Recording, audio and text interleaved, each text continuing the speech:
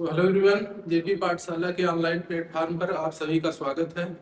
और जैसा कि आप लोगों को पता ही है कि हम लोग कक्षा 10 के विज्ञान विषय में बायोलॉजी का टॉपिक पढ़ा रहे हैं पिछले कुछ दिनों से, जिसमें हम लोगों ने जैव प्रक्रम चैप्टर कंप्लीट कर लिया है।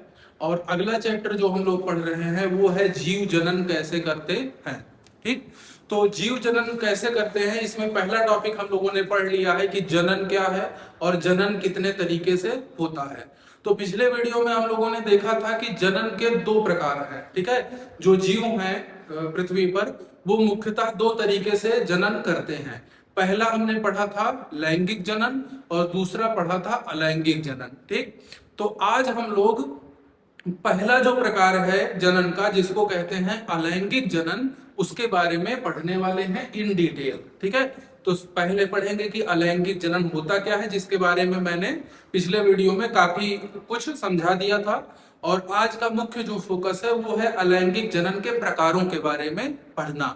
तो अलैंगिक जनन के आगे हम लोग 6 प्रकार पढ़ने वाले हैं, ये सब लिखे हुए हैं, जिनमें से हम लोग कुछ प्रकार इस पार्ट में पढ़ेंगे और कुछ प्रकार जो है वो अगला पार्ट आएगा इसका, उसमें पढ़ेंगे। ठीक, तो चलिए बिना देरी किए शुरू करते हैं अलैंगिक जनन। ठीक, तो पहले प्रकार का जब अलैंगिक जनन खत्म हो जाएगा तो फिर उसके बाद हम लोग लैंगिक जनन पढ़ेंगे। और यही जो है मुख्य रूप से दो टॉपिक हैं तो आपके चैप्टर में, जिनसे प्रश्न जो है वो परीक्षा में बनते हैं। ठीक, तो चलिए शुरू करते हैं। तो जैसा कि अलैंगिक जनन के बारे में मैंने बताया था कि इसमें क्या होता है, एक जनक जीव होता है।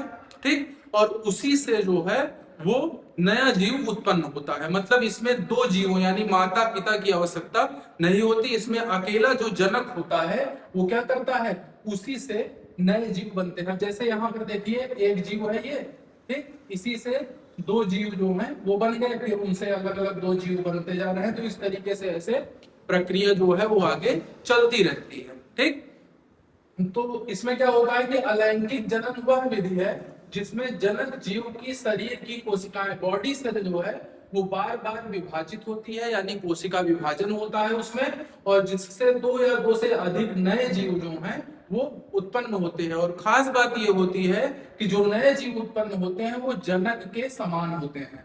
तो जो जनक के समान ही होते हैं, मतलब इस प्रकार के जनन में की खास बात यह है कि इसमें जो है एक ही जनक की आवश्यकता होती है, उसी के शरीर से कोशिका विभाजन होगा, नए जीव की उत्पत्ति होगी, और साथ ही साथ जो नया जीव बनेगा वो हूबहू किसकी नकल होगा, अपने जनक की। तो देखिए ये जनक कोशिका है, जनक से ये दो संतति कोशिकाएं, जो नई कोशिकाएं बन रही हैं उनको संतति कोशिकाएं, डॉटर सेल्स कहते हैं, और ये है जनक कोशिका, पेरेंट सेल। तो पेरेंट सेल की तरह ही डॉटर सेल दिखेगी आपको सब। ठीक, तो इसमें जो है वो जो संतति कोशिकाएं हैं वो लगभग देखने में किसकी तरह दिखेंगी, जनक की तरह दिखेंगी। ठीक, अब इसकी क्या मुख्य विशेषताएं हैं अलैंगिक जनन की, तो मैंने पहले ही बता रखा है पिछले वीडियो में कि एक जनक की आवश्यकता होती है, युग्मकों की आवश्यकता नहीं होती। युग्मक के बारे में मैंने बताया था कि युग्मक जो है वो जनन कोशिकाएं हैं जो लैंगिक जनन करने वाले जीवों में दो अलग अलग प्रकार के, नर और मादा में अलग अलग तरीके के युग्मक बनते हैं। एक में नर युग्मक होता है तो उसको नर कहते हैं, और जिसमें मादा युग्मक होता है उसको सॉरी जिसमें मादा युग्मक होता है उसको मादा कहते हैं। ठीक, तो लेकिन अलैंगिक जनन में किसी प्रकार के जो है, एक मिनट,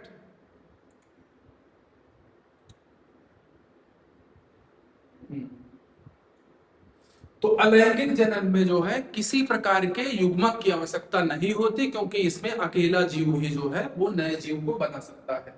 उसके बाद संतानें जनक के समान होती हैं। तो जैसा कि दिख रहा है आपको, संतानें जो है पूर्ण रूप से जनक के समान होती हैं। उसके बाद ये एक सरल और शीघ्र प्रक्रिया है। तो ये जनन जो है ये बहुत ही सरल प्रकार का जनन है, सिंपलेस्ट जो क्या कहते हैं रिप्रोडक्शन की प्रक्रिया है वो क्या है, अलैंगिक जनन, असेक्सुअल रिप्रोडक्शन। ठीक, चलिए अब इसे अलैंगिक जनन क्यों कहते हैं, तो मैंने बता रखा है कि अलैंगिक जनन इसलिए कहते हैं क्योंकि इसमें युग्मकों की जरूरत नहीं पड़ती है, यानी दो लिंगों की जरूरत नहीं पड़ती है, तो दो लिंगों की जरूरत नहीं पड़ती, इसलिए इसको क्या कहते हैं, अलैंगिक जनन कहते हैं। ठीक, अब उसके बाद बात आती है कि अलैंगिक जनन कितने प्रकार से हो सकता है। क्या अलैंगिक जनन में सब में एक कोशिका दो में विभाजित होगी, या कुछ और तरीके से अलैंगिक जनन हो सकता है? तो ध्यान से समझिएगा, ये प्रक्रिया जो है ये मुख्य रूप से 6 भागों में क्लासिफाई की गई है। कितने तरीके से? 6 तरीके से। तो अलैंगिक जनन का अगर आपसे कोई प्रकार पूछे कि अलैंगिक जनन कितने तरीके से होता है, तो आपको क्या बताना है? अलैंगिक जनन 6 तरीके से होता है। कौन कौन सा? तो ध्यान से समझिए, ये बहुत ही इंपॉर्टेंट है, परीक्षा में आपके इन्हीं से प्रश्न बनता है। अभी तक तो जो हमने पढ़ा वो सब भूमिका थी, लेकिन असली जो प्रश्न है वो यहीं से बनते हैं। ठीक, तो कौन कौन सा? तो अलैंगिक जनन की 6 विधियां हैं, जिसमें पहला है विखंडन। ठीक, दूसरा इसी को जनरली द्विविखंडन भी बोल देते हैं, हालांकि इसको विखंडन ही कहेंगे आप लोग। ठीक, उसके बाद दूसरा है मुकुलन। ठीक, विखंडन को फिजन कहते हैं इंग्लिश में, मुकुलन को बडिंग कहते हैं। ठीक, उसके बाद तीसरा है बीजाणु निर्माण, या इसी को बीजाणु समासंग भी कहते हैं। ठीक, तो बीजाणु निर्माण, तो इसको स्मॉट फॉर्मेशन कहते हैं इंग्लिश में। ये तीसरे प्रकार का अलैंगिक जनन है। चौथा है पुनर्जनन। ठीक है, पुनर्जनन जिसको कहते हैं रीजनरेशन। ठीक, तो ये चौथे प्रकार का अलैंगिक जनन है। उसके बाद पांचवा है विखंडन, जिसको फ्रेगमेंटेशन कहते हैं। ये छठवें प्रकार का जनन है, या इसी को खंडन भी कहते हैं। सामान्य रूप से इसको क्या कहते हैं?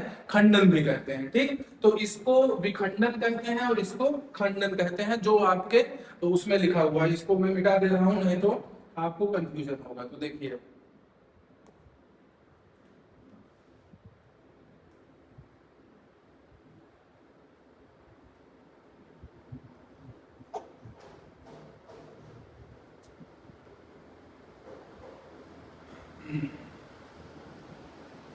तो इसको हम लोग कहेंगे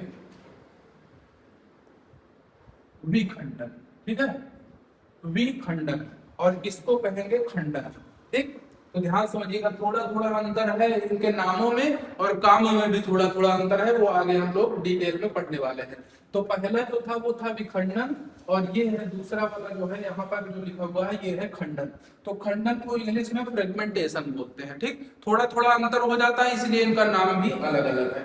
ठीक, और उसके बाद छठवा जो है आपका, वो है वनस्पति प्रवर्धन, वेजिटेटिव प्रोपोगेशन। ठीक, तो ये 6 प्रकार के हमारे पास क्या हैं? अलैंगिक जनन के प्रकार हैं, या अलैंगिक जनन की विधियां हैं। इन मुख्यतः इन 6 प्रकारों के द्वारा जो अलग अलग जीव हैं, वो कुछ एक कोशिकीय जीव हैं और कुछ सरल प्रकार के बहुकोशिकीय जीव हैं, वो अलैंगिक जनन करते हैं। ठीक, तो देखिए कुछ थोड़ा थोड़ा इनके बारे में लिखा भी है, सबको हम लोग इन डिटेल पढ़ेंगे, क्योंकि सबसे क्वेश्चन बनते हैं एग्जाम में। ठीक, तो देखिए सबसे पहला जो है वो है विखंडन। तो विखंडन में क्या होता है, एक मोटा मोटा आइडिया लेंगे, फिर सबको अलग अलग पढ़ेंगे। तो विखंडन में क्या होता है कि इसमें जनक जीव 2 समान भागों में विभाजित होकर 2 नए जीव बनाता है। ठीक, तो यहाँ पर जो जनक जीव है, ये है जनक जीव। ठीक, अब ये जो है, ये 2 भागों में बट करके 2 नए जीव यहाँ पर बना रहा है। ठीक, इसको जनक कोशिका कहते हैं, इसको संतति कोशिका कहते हैं। ठीक, तो विखंडन में क्या होता है कि एक जनक जीव जो है, उसकी कोशिका विभाजित होकर के 2 जीवों में जो है वो बट जाती है। ठीक, चलिए, 2 से अधिक भी हो सकता है, तो आगे जब पढ़ेंगे इन डिटेल तो बताएंगे इसको। उसके बाद मुकुलन। तो मुकुलन में क्या होता है? मुकुलन में जो जनक होता है उसके शरीर में कोई उभार निकलता है, वही उभार धीरे धीरे परिपक्व हो जाता है, और परिपक्व होकर के नया जीव बन जाता है। जैसे यहाँ पर देखिए, ये एक जो है जनक है, इसके शरीर से उभार निकला, यही उभार आगे चल करके बड़ा हो गया और 2 जीवों में बट गया। ठीक, उसके बाद अगला जो है वो है बीजाणु निर्माण, स्पोर फॉर्मेशन। तो इसमें क्या होता है कि जनक जीव बीजाणु बनाता है, जो अनुकूल परिस्थिति में नए जीव का निर्माण करता है। तो इसमें जो है जनक जो है, उसके शरीर से बीजाणु बनते हैं, उसी बीजाणु में उस बीजाणु धानी बनती है, और उसी बीजाणु धानी में बहुत सारे बीजाणु होते हैं, जो समय आने पर अनुकूल परिस्थिति में फूट करके अलग अलग जो है वो कोशिकाएं निर्मित हो जाती हैं। ठीक, आगे पढ़ेंगे। उसके बाद पुनर्जनन। तो पुनर्जनन में क्या होता है, किसी वजह से अगर शरीर क्षतिग्रस्त हो जाए, ठीक, ध्यान समझना, किसी वजह से अगर जीव का जो शरीर है वो क्षतिग्रस्त हो जाए, तो नया जीव उस क्षतिग्रस्त भाग से अपने आप जन्म ले लेता है, जैसे कि यहाँ पर दिखाया गया है। अब ये सितारा मछली है, ठीक, सितारा की तरह होती है, अगर इसका कोई भाग कट जाए तो वो कटा हुआ भाग जो है ना वो नया जीव अपने आप बन जाता है, ठीक, परिपक्व होकर के नया जीव बन जाता है। तो अगर किसी जो भी जीव जो हैं जो ये क्या कहते हैं पुनर्जनन द्वारा अलैंगिक जनन करते हैं, उनमें क्या होता है अगर शरीर का कोई भी भाग टूट जाए तो टूटने के बाद क्या होता है नया जीव उससे बन जाता है, ठीक। तो ये हो गया पुनर्जनन। उसके बाद बात आती है खंडन की। तो खंडन में क्या होता है जो जीव है वो अपने आप परिपक्व होकर के खंडित हो जाता है। यहाँ पर क्या होता है, यहाँ पर किसी वजह से क्षतिग्रस्त हो जाए तब ऐसा होता है, और यहाँ पर अपने आप जीव जो है जब परिपक्व हो जाता है तो खंडित हो जाता है, और खंडित होकर के जो दो भाग, जैसे ये जीव था ये खंडित हुआ और खंडित होकर के अलग अलग जीव निर्मित हो गए, ठीक। तो इसको क्या कहते हैं, खंडन कहते हैं। उसके बाद है वनस्पति प्रवर्धन। तो वनस्पति के किसी भाग से, जैसे तने से, ठीक है, तना जैसे आलू है, आलू में तने को काट काट करके उसी के कुछ खंड कर दिए, बो दिए, उससे नए पौधे उगाए, ठीक। जड़ से, जैसे शकरकंद की जड़ गाड़ दी जाती है उससे नया पौधा उत्पन्न हो जाता है। किसी किसी में पत्तियों से होता है, जैसे ब्रायोफिलम नाम का एक पौधा होता है उसकी पत्तियों से नए पौधे उत्पन्न हो जाते हैं, ठीक। तो अलग अलग तरीके से जो है तने से, पत्ती से, जड़ से, कली से, इन सब से नए पौधों का निर्माण होता है, तो उसको क्या कहते हैं, वनस्पति प्रवर्धन या वेजिटेटिव प्रोपेगेशन, ठीक। तो ये अलग अलग 6 विधियां हैं जिन विधियों की सहायता से जो जीव हैं वो अलैंगिक जनन की क्रिया करते हैं। इनको हम लोग हर एक को एक एक करके डिटेल में पढ़ेंगे, ठीक। तो यहाँ पर अलैंगिक जनन का एक जो है फ्लो चार्ट बनाया गया है। इसमें क्या है, केवल एक जनक जीव की शरीर कोशिकाओं द्वारा नए जीव उत्पन्न होते हैं। विशेषताएं क्या है अलैंगिक जनन की, एक ही जनक होता है, युग्मकों का निर्माण नहीं होता, संतान जो है वो जनक के समान होती है, सीधी और सरल प्रक्रिया है अलैंगिक जनन की, ठीक। उसके बाद अलैंगिक जनन की विधियां कितनी हैं, तो अलैंगिक जनन की ये 6 विधियां हैं। इसको ध्यान रखिएगा, ये विखंडन है जो मैंने यहाँ पर बदल दिया है। विखंडन, मुकुलन, बीजाणु निर्माण, पुनर्जनन, इसको कहेंगे खंडन, विखंडन नहीं कहेंगे, खंडन कहेंगे। उसके बाद वनस्पति प्रवर्धन कहेंगे, ठीक। उदाहरण क्या है, तो अमीबा, पैरामीशियम, इनमें विखंडन की क्रिया होती है, ठीक। हाइड्रा यीस्ट में मुकुलन की क्रिया होती है। फफूंद है, ब्रायोफाइट्स है, इसमें बीजाणु निर्माण होता है। प्लेनेरिया स्टारफिश है, इसमें पुनर्जनन की क्रिया होती है। स्पाइरोगाइरा जो है वो विखंडन होता है। और वनस्पति प्रवर्धन, ये नीचे गुलाब गुलाब लिखा हुआ है, ठीक। तो गुलाब की कलम लगा दिया, ये सब वनस्पति प्रवर्धन के अंतर्गत आता है, ठीक। तो ये जो है पूरा अलैंगिक जनन की विधियां हैं। अब एक एक करके हम लोग अलैंगिक जनन के बारे में जो भी प्रकार हैं उनके बारे में चर्चा करेंगे। तो सबसे पहले उठाएंगे ये विखंडन या फिर फिजन जिसको कहते हैं, ठीक।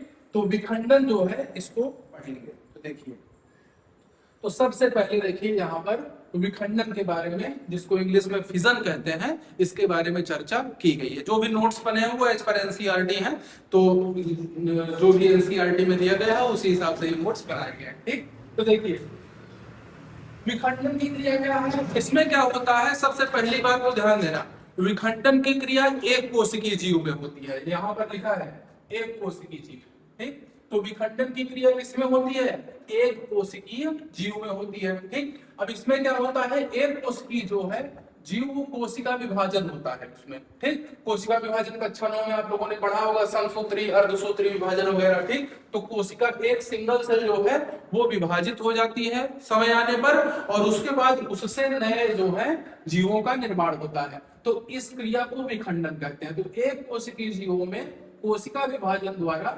विखंडन जिसको कहते हैं, इसके द्वारा नए जीवों का विकास होता है, ठीक। अब इसका उदाहरण क्या है, तो सबसे जो फेमस उदाहरण दिख रहा है आपको, ये है अमीबा।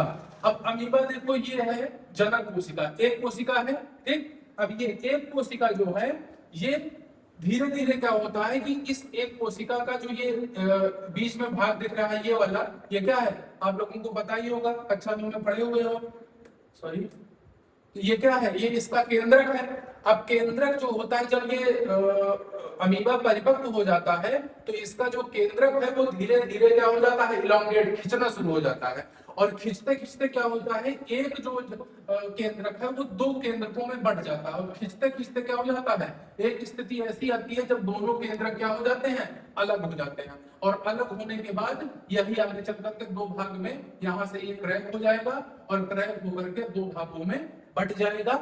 तो इस तरीके से जो अमीबा है, एक अमीबा की एक जनक कोशिका से दो अमीबा की संतान कोशिकाएं उत्पन्न हो जाती है। ठीक, तो इस प्रकार का जो जनन है वो क्या है, इसी को कहा जाता है विखंडन। तो एक कोशिकीय जीवों में ये होता है, इसमें जनक कोशिका जो है वो कोशिका विभाजन द्वारा टूट करके संतति कोशिकाएं बनाती है। ठीक, इसका उदाहरण हो गया अमीबा।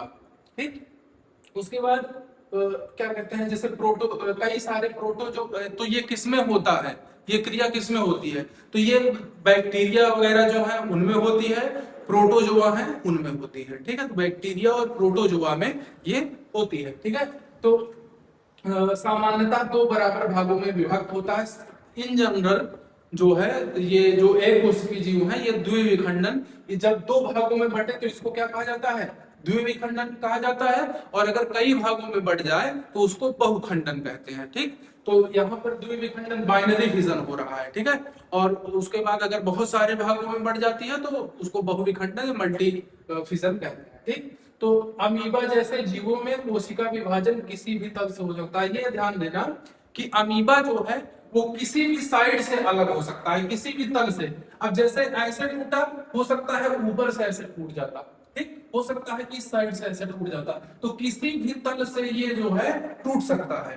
ठीक, तो अमीबा में जो कोशिका विभाजन होता है वो किसी भी तल से, मतलब किसी भी साइड से अमीबा जो है वो इलोंगेट होकर के और टूट करके नई कोशिकाओं को जन्म दे सकता है। लेकिन कई सारे ऐसे जीव हैं जिनमें एक विशेष तल से जो है वो क्या होता है, विखंडन होता है, एक विशेष दिशा में ही विखंडन होता है। जैसे इसका एग्जांपल है लेशमानिया। ठीक, ये एक लेशमानिया नाम का जो है प्रोटोजोआ है, जो क्या होता है कि इसकी वजह से एक बुखार आता है, काला बुखार, काला जार बुखार जिसको कहते हैं।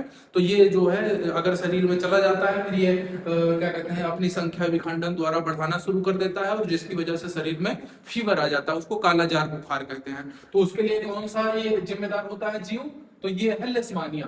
अब लेशमानिया में क्या होता है कि इस जीव में एक साइड में देखो, जैसे कोड़े में निकला रहता है ना, क्या कहते हैं, कोड़े में ये रस्सी निकली रहती है, तो उसी तरीके से कोड़े की ये रस्सी टाइप का इसमें निकला रहता है। तो देखो कुछ एक कोशिकीय जीवों में शारीरिक संरचना अधिक संगठित होती है, जैसे इसकी शारीरिक संरचना संगठित है, इसकी शारीरिक संरचना बदलती नहीं है। जबकि अमीबा जो है वो किसी भी साइड में फूल जाएगा, किसी भी साइड में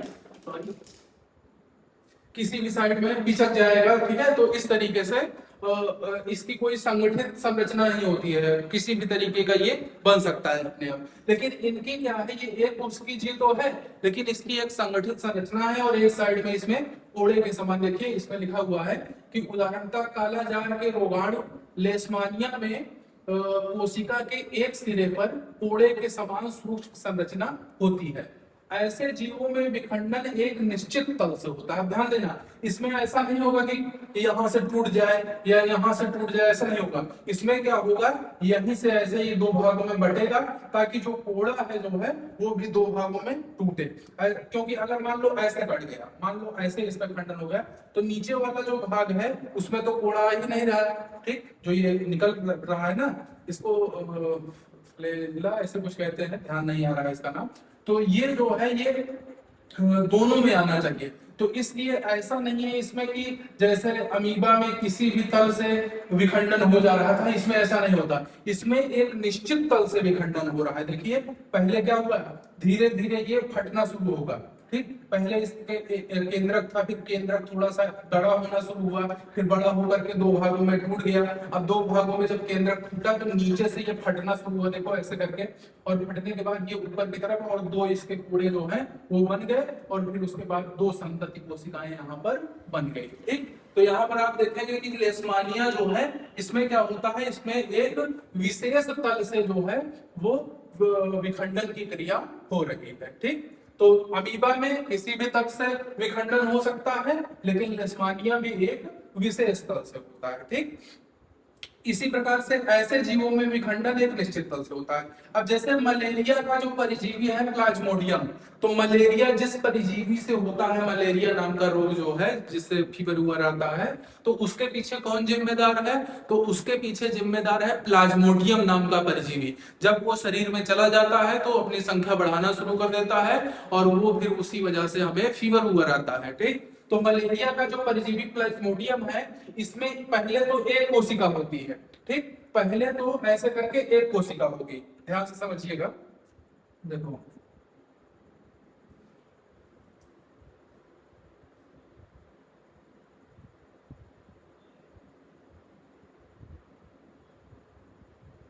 देखिए पहले तो इसमें क्या होगा कि ऐसे एक कोशिका होगी और उसके बाद इसी में ऐसे बीच में इसके केंद्रक होगा। ठीक, फिर यही केंद्रक जो है ये भित्ति के अंदर ही क्या होगा, बहुत सारे भागों में विभाजित हो जाएगा। तो होगा क्या कि ये जो प्लाज्मोडियम है, ये इसमें कई सारे केंद्रक जो है ऐसे एक ही केंद्रक से कई सारे केंद्रकों का ऐसे निर्माण हो जाएगा। ठीक, कई सारे केंद्रकों का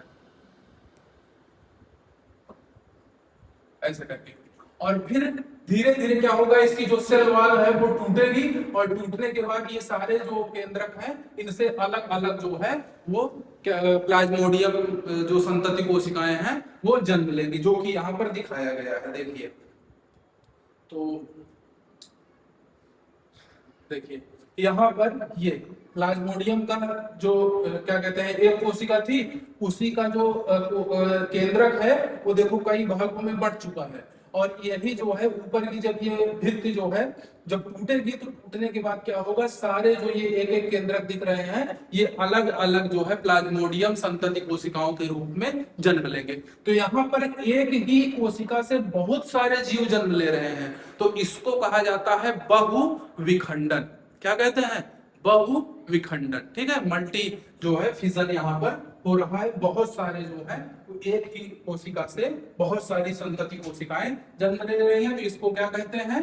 बहु विखंडन। ठीक, तो इस तरीके से क्या कहते हैं, आप देखेंगे कि विखंडन की प्रक्रिया में जो एक कोशिकीय जीव है उसकी कोशिका विभाजित होती है और उससे दो या दो से अधिक प्रकार की संतति कोशिकाएं जन्म लेती हैं और इसी क्रिया को क्या कहते हैं? विखंडन कहते हैं। ठीक, तो इसमें खास बात ये होती है कि ये जो है क्या कहते हैं एक कोशिकीय जीवों में पाया जाता है, जैसे कि अमीबा में किसी भी तल से ये क्रिया हो सकती है, जबकि लेशमानिया जो एक दूसरा एक कोशिकीय जीव है इसमें एक विशेष तल से जो है वो क्या होता है, ये देख रहे होंगे आप, एक विशेष तल से इसी तरीके से ये टूटेगा तभी दो कोशिकाएं बनेगी, ऐसा नहीं कि इधर से टूट जाए या इधर से टूट जाए तो बनेगी। ठीक, अब कुछ मुख्य बिंदु जो है जो हमने पढ़ा उसको उसका सारांश जो है वो नीचे दिया गया है। क्या दिया गया है? विखंडन एक कोशिकीय जीवों में पाया जाने वाला अलैंगिक जनन का तरीका है। तो ये किसमें पाया जाता है? एक कोशिकीय जीवों में, ये बहुकोशिकीय जीवों में नहीं होता। दूसरा, इसमें कोशिका विभाजन द्वारा एक मातृ कोशिका से दो या दो से अधिक नई कोशिकाओं का जन्म होता है। तो एक जनक कोशिका या मातृ कोशिका जो भी कहो, तो उससे क्या होता है? नई कोशिकाओं का जन्म होता है। उसके बाद लेशमानिया अमीबा में विभाजन किसी भी तल से हो सकता है, लेशमानिया में विभाजन एक निश्चित तल से होता है, प्लाज्मोडियम में बहुखंडन द्वारा अनेक संतति कोशिकाएं जन्म लेती हैं और इसको आगे हम लोग पढ़ेंगे। ठीक, ये मुकुलंदा आ गया है। तो ये जो है ये आपको 5 जो है ऊपर के बिंदु जो है ये आपको याद रखने हैं। ये पूरा सार है जो हमने इसमें से पढ़ा है। एग्जाम में आपके पूछा जाता है कि विखंडन क्या होता है, इसको उदाहरण सहित समझाइए, तो आपको इस तरीके से डिटेल में लिखना है। चलिए अब आते हैं हम लोग अपने दूसरे वाले प्रकार पर, जो अलैंगिक जनन का प्रकार है, इसका नाम है खंडन। तो मैंने कहा था कि एक तो विखंडन हो गया, एक हो गया खंडन। ठीक, अब विखंडन और खंडन नाम मिलजुल रहा है, लेकिन खंडन को इंग्लिश में फ्रेगमेंटेशन कहते हैं, ठीक है। तो फ्रेगमेंटेशन, इसको खंडन क्यों कहते हैं भाई, यहाँ पर भी सेम प्रक्रिया होगी। एक जीव से जो है वो अलग अलग क्या कहते हैं कोशिकाएं, सॉरी अलग अलग जो है वो जीवों का निर्माण होगा, कोशिका संतानों का निर्माण होगा। लेकिन ध्यान देना, इसमें खंडन में और विखंडन में एक प्रमुख अंतर जो है, खंडन में क्या होता है कि बहुकोशिकीय जीवों में, ये जो है ये बहुकोशिकीय जीवों में होता है, ध्यान दीजिएगा। देखिए एक मिनट, खंडन जो है ना ये बहुकोशिकीय जीवों में होता है, जबकि हमने जब अभी क्या कहते हैं वो पढ़ा था विखंडन, तो उसमें क्या पढ़ा था, ये एक कोशिकीय जीवों में होता है, जबकि खंडन किसमें होता है, बहुकोशिकीय जीवों में। ये प्रमुख अंतर है बच्चे। विखंडन, खंडन और पुनर्जनन, ये तीनों पढ़ लेंगे, उसके बाद कंफ्यूज हो जाएंगे कि किसमें क्या था, ठीक। तो छोटी छोटी सी छोटे छोटे से अंतर हैं इन सब में, इन्हीं को ध्यान में रखना है आपको। तो विखंडन में क्या हो रहा था, एक कोशिकाओं में, वो एक कोशिकीय जीवों में हो रहा था, और खंडन किसमें होता है, सरल प्रकार के बहुकोशिकीय जीवों में। जो सिंपलेस्ट जो है सरल प्रकार के बहुकोशिकीय जीव हैं उनमें होता है, जटिल में नहीं होता, जटिल में तो लैंगिक जनन होता है, ठीक। तो सरल प्रकार के बहुकोशिकीय जीवों में ये क्या होता है, जनन की एक सरल विधि खंडन पाई जाती है। अब इसमें होता क्या है, इसमें जीव का शरीर अनेक टुकड़ों में टूट जाता है और प्रत्येक टुकड़ा उचित परिस्थिति में विकसित होकर नया जीव बन जाता है, ठीक। तो होता क्या है कि जो ये क्या कहते हैं खंडन की प्रक्रिया है, इसमें सरल प्रकार का जो बहुकोशिकीय जीव है वो जब विकसित हो जाता है, तो विकसित होने के बाद अपने से ही, इसमें बाहरी कोई क्या कहते हैं इंटरफियरेंस नहीं होता, ये अपने से ही क्या हो जाता है, कई सारे भागों में टूट जाता है, और वो सारे भाग जो है वो विकसित होकर के अलग अलग जीवों में परिवर्तित हो जाते हैं। यहाँ पर देखिए स्पाइरोगायरा, इसका उदाहरण जो है वो सबसे फेमस उदाहरण जो है वो है स्पाइरोगायरा। अब कहोगे सर ये स्पाइरोगायरा क्या है, तो कभी कभी तालाब में या फिर क्या कहते हैं कोई झील उल हो, उसमें उसकी तली पर आप देखोगे तो बहुत सी ऐसे रेसे रेसे टाइप की काई जमी रहती है तली में, ठीक। तो तली में जो रेसे रेसे टाइप की काली काई जमी रहती है, उसी को हम लोग क्या कहते हैं, उसी को कहते हैं स्पाइरोगायरा। तो वो स्पाइरोगायरा नाम का जीव है, ठीक, या पौधा है, जो भी कहें आप। तो स्पाइरोगायरा जो है वो कुछ इस तरीके का, जब उसको हम लोग सूक्ष्मदर्शी से देखते हैं तो कुछ इस तरीके से वो हमको दिखता है, ठीक। इसमें बहुत सारे देख रहे हो आप, बहुत सारे ये जो भी है ये क्या है, ये केंद्रक है, और हर केंद्रक से एक एक कोशिका, एक कोशिका, दो कोशिका, तीन कोशिका, ऐसे बहुत सारी कोशिकाएं दिख रही है ना आपको। लेकिन ये सरल प्रकार का जीव है, तो इसमें बहुत सारी कोशिकाएं, ये बहुकोशिकीय जीव है, लेकिन देखो सारी कोशिकाएं एक ही टाइप की दिख रही है कि नहीं, सारी कोशिकाएं एक ही तरीके की हैं, तो इसलिए ये सरल प्रकार का बहुकोशिकीय जीव है।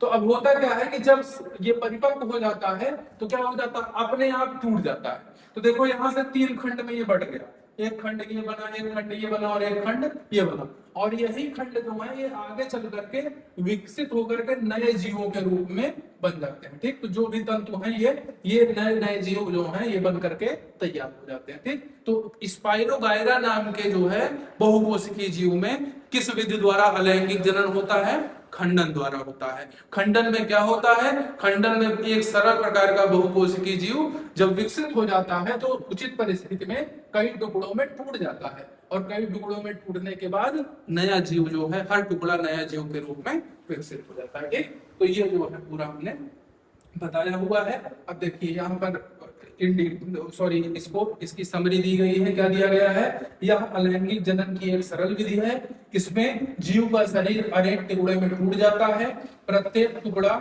उचित परिस्थिति में नया जीव बन जाता है। इसमें किसी विशेष जनन अंग या युग्मक की आवश्यकता नहीं होती, क्योंकि अलैंगिक जनन पढ़ रहे हैं तो सीधी बात है इसमें किसी युग्मक की आवश्यकता नहीं होगी, ठीक। और उसके बाद इस विधि द्वारा जनन करने वाले जीवों में संख्या बहुत तेजी से बढ़ सकती है। तो इसमें क्या होता है कि बहुत तेजी से जो है इनकी संख्या बढ़ती है, इसी वजह से काई जो है वो बहुत कम समय में ही जो है पूरे उसको घेर लेती है, पूरे तालाब को घेर लेती है, ठीक। तो ये बहुत तेजी से होने वाली प्रक्रिया है। तो ये अलैंगिक जनन का दूसरा प्रकार था, ठीक। अब बात करेंगे हम लोग अलैंगिक जनन के तीसरे प्रकार की, जिसको कहते हैं पुनर्जनन, ठीक। क्योंकि ये तीनों विखंडन, खंडन और पुनर्जनन, ये तीनों जो है ये एक दूसरे से मिलते जुलते हैं, इसी वजह से इन तीनों को साथ में पढ़ेंगे। फिर अगले जो तीन हैं जिसमें मुकुलन पढ़ेंगे, उसके बाद बीजाणु समासंग और कायिक जनन पढ़ेंगे, तो उसको हम लोग अगले पार्ट में पढ़ेंगे। ठीक, तो चलिए अगला देखते हैं। तो ये है हमारा तीसरा जो है क्या कहते हैं जनन का प्रकार, जिसको क्या कहते हैं पुनरुत्थवन। ये थोड़ा सा गलती हो गई है, पुनर्जनन है। ठीक है, ये क्या है पुनर्जनन, इसको पढ़िएगा। ठीक, पुनर्जनन। अब पुनर्जनन क्या होता है? तो पुनर्जनन जो है ये एक प्रक्रिया है किसकी? अलैंगिक जनन की। ठीक, अब इसमें क्या होगा? सेम वही प्रक्रिया होगी जो जनक कोशिका होगी। जैसे यहाँ पर उदाहरण के रूप में प्लेनेरिया, ठीक, तालाब गुलाब में ये जीव पाया जाता है। ठीक है, सूक्ष्म जीव।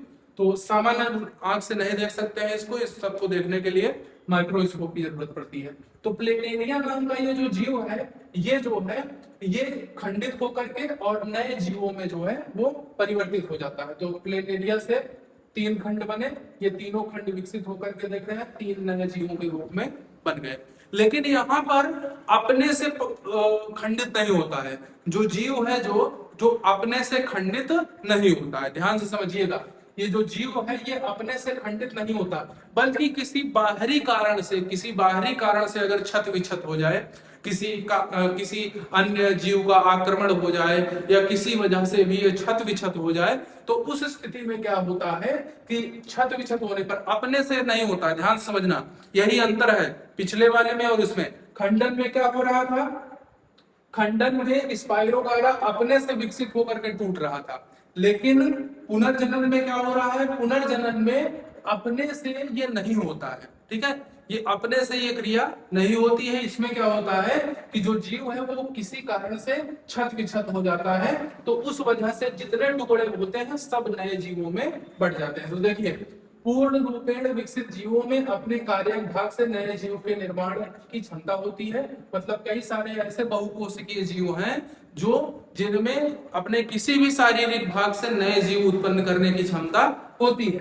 ठीक, अर्थात यदि किसी कारणवश जीव क्षत विक्षत हो जाता है अथवा कुछ टुकड़ों में टूट जाता है, तो उसके अनेक टुकड़े वृद्धि करके नए जीवों में विकसित हो जाते हैं। ठीक, तो जितने टुकड़े होंगे, ठीक, अगर किसी कारण से टूट फूट हो गई तो जितने टुकड़े होंगे, यही क्रिया हाइड्रा में भी होती है। ठीक है, तो हाइड्रा में भी पुनर्जनन होता है। ठीक, तो प्लेनेरिया है, हाइड्रा है, इन सब में अगर किसी कारण से टूट फूट हो गई, मतलब किसी कारण से इनका शरीर क्षत विक्षत हो गया, तो उससे क्या होगा कि जो भी क्षत विक्षत भाग है उनमें ये क्षमता है अपने आप कि वो स्वयं जो है नए जीवों में विकसित हो सकते हैं। तो देखिए, ये ऊपर ऐसे 3 भागों में ये कट गया।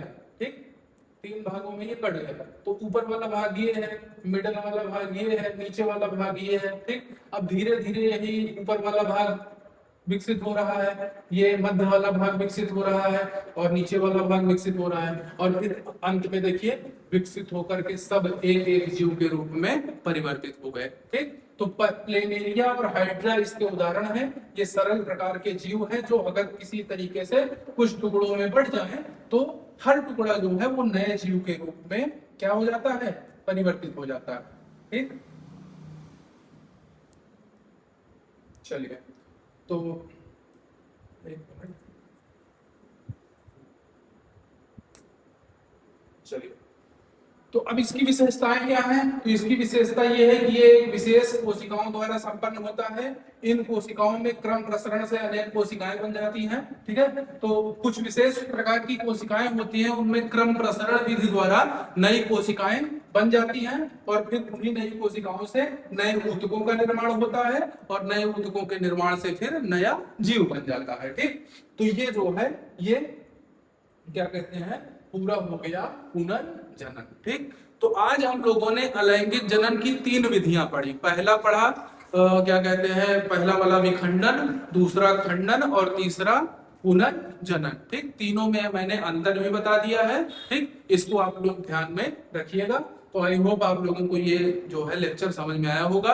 अगर आप लोगों को वीडियो पसंद आ रहे हैं तो इसको आप लोग लाइक करिए। चैनल को अगर सब्सक्राइब नहीं किया है अभी तक तो सब्सक्राइब कर लीजिए और क्या कहते हैं अपने दोस्तों को भी बताइए इसके बारे में, जो भी हम लोग कंटेंट प्रोवाइड कर रहे हैं, ताकि सबका बेनिफिट हो सके। ठीक, तो चलिए फिर मिलते हैं अगले वीडियो में। अगले वीडियो में हम लोग 3 अन्य जो अलैंगिक जनन के प्रकार हैं इनके बारे में चर्चा करेंगे। ठीक है, थैंक यू।